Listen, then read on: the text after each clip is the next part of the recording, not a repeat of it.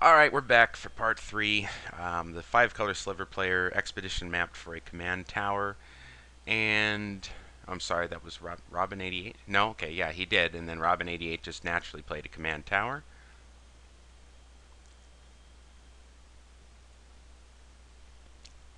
And we're back around to Slug.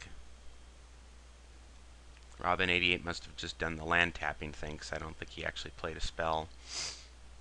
Never understood that.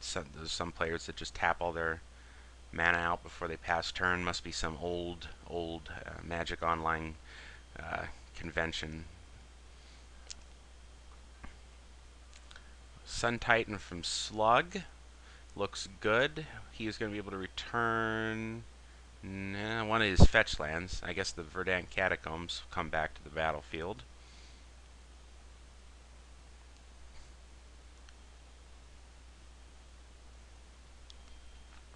Or Windswept Heath.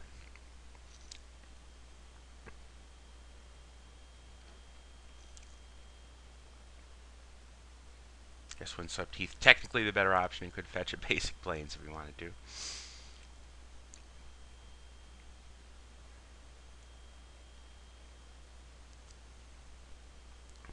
Get used to, legacy players get used to just calling these fetch lands basically interchangeable the way most people build their decks. And I believe it's Cedric Phillips that makes a big deal out of insisting on calling each of these things by their proper name and not just saying fetch land during commentary. We'll shout it out from nearby the announcing table if he's around during the Star City Game Open events.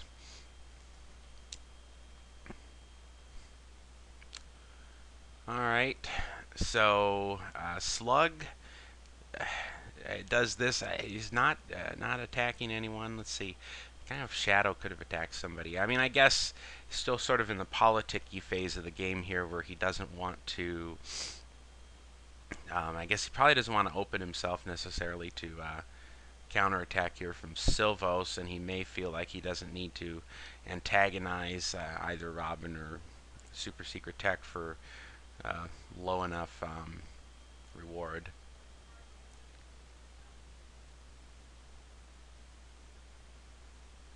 Super Secret Tech says, what are the odds of having enough Kithkin to actually be 33 cards in that deck?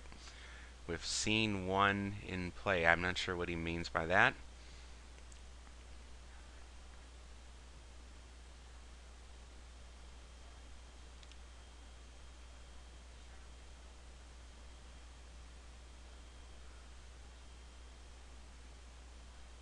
Oh, okay. He's playing... That's right. Okay. He's actually not playing Kithkin. I guess the question was there aren't a lot of Kithkin out.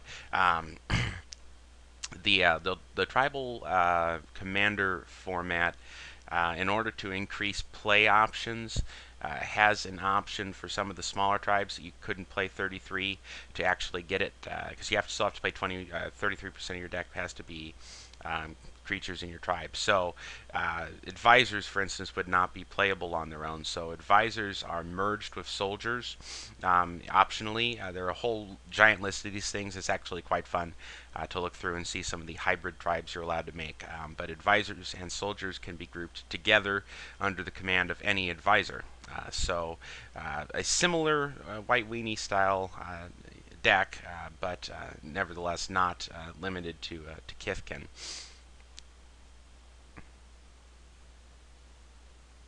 I'm trying to wonder what other advisors he might have. Mayor of Averbruck would be one in these colors.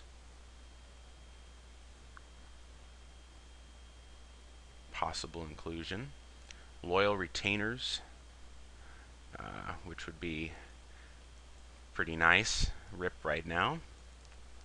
With Elish Norn in the yard. Also an advisor.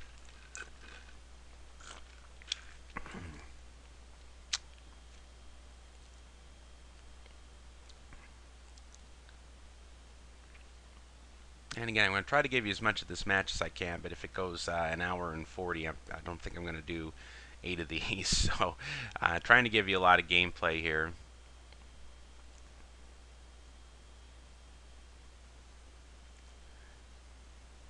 and I haven't decided yet. I may only post some of this and not the entirety of it, because I don't know if anybody actually wants to sit and watch through this whole thing.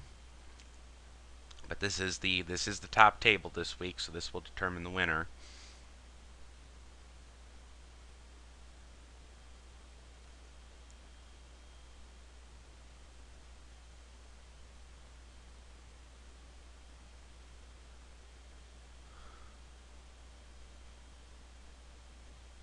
Okay, now Super Secret Tech is wondering what the justification is for the tribal merger. Again, the justification is that advisors do not have 33 members, and so that's sort of the idea, I guess. Is the law and order is that advisors are sort of the lawyers of magic, I guess. Lawyers, court personnel, that sort of thing. I can sort of see that. And the soldiers sort of being the cops, so law and order, I guess. Alright guys, we don't need a whole philosophical conversation about it here. What we kind of need is gameplay. So,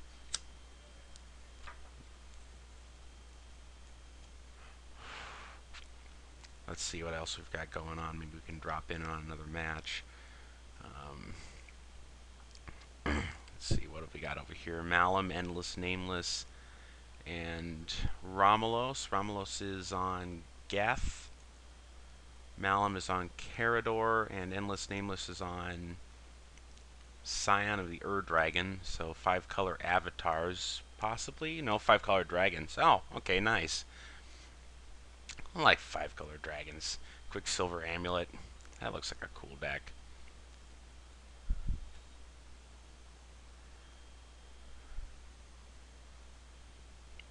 Carador is one of those graveyard abusing commanders that I usually put a big target on when I'm playing. I try to play a lot of graveyard hate.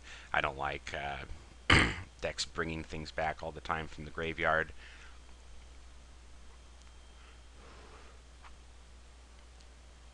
Alright, looks like Romulos just got knocked out. Let's see if we finally have some action over here yet. Really? No? Okay. Alright, back to the game where they're actually playing and not discussing the merits of the tribe.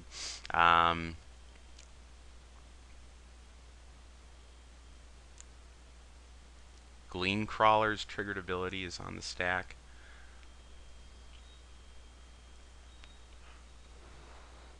There's Gleam Crawler for you in the top left, if you didn't know that one.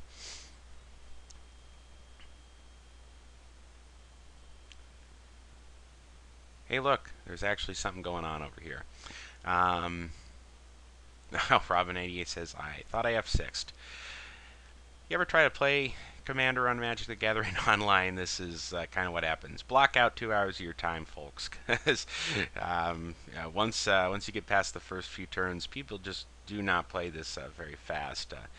It's one of there's too many things. You know, you have to use F6 pretty liberally. God help you if there's somebody with counter magic, because he's never going to F6 through any turn. But if players aren't F6ing a lot, you know, everyone has to draw a card for each creature you control. Well, yeah, that looks nice. There's a Reliquary Tower out here, just to remind you. So Silvo's just been way ahead of everybody else the whole game, but Slug's board is pretty respectable. Nobody else has got anything going on of any import. Alright, so Wild Beastmaster's out. We've got Llanowar Augur, but I know he's definitely not going for it. What is he doing? He's tapping. Is it Woodfall? 1921. And we're way past World Spine Worm. Mana, what are we looking at here? 21. 21. You know, Blackjack. I don't know. 21 mana. What is he doing with this? We definitely want to see this play.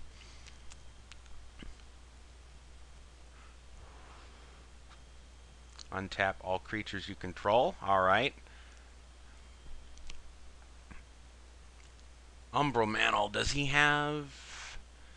No. Wait, okay. It takes 3, right? Okay. It's +2/+2. Is he going to be able to do it? Maybe. What has he got with the 16 mana? That's my question.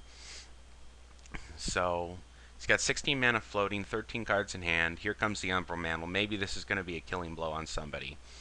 He had a Giganomancer. Okay, so Giganomancer on the Beastmaster to make it 7/7. That definitely is enough to one-shot somebody out of the game.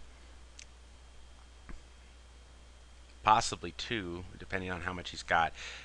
He can put the Umbral Mantle then on the Beast now. This is an attack trigger. I guess he could tap it for 2 mana and then untap it and give it +2/+2 that way to make it a 9/9. Because he can tap it for 2 mana because of Sashi.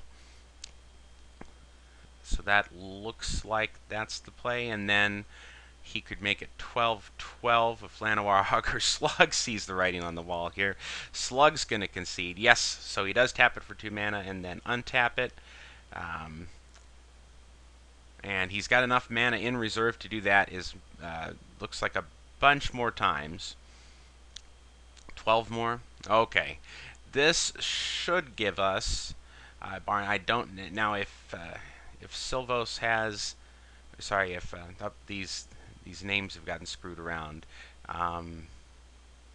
This is Slug's board here. I don't know why it shows Slug down here as having conceded. Robin88 appears to be the one who actually conceded based on whose board is no longer here. So assuming that this board is still in play and it's not some weird bug, there could still be a removal spell coming for the Beastmaster.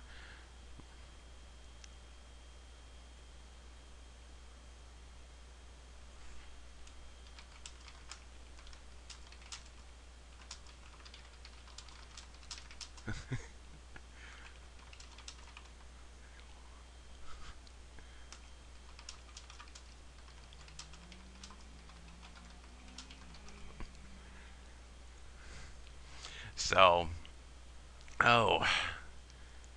what is the point of this Centaur Omen Reader here? Alright, well, I mean, he's going to draw a card and dig. We've got a 29/29 Wild Beastmaster. I am expecting that to be able to win the game, assuming there is no instant speed removal to take out the Wild Beastmaster. That should be all she wrote. And the Seedborn Muse is assuring him that he can attack and still have some board left in case something goofy happens here. The whole board gets sent over there at Gaddock Teague, and let's see whether the Teague player has anything to respond to this.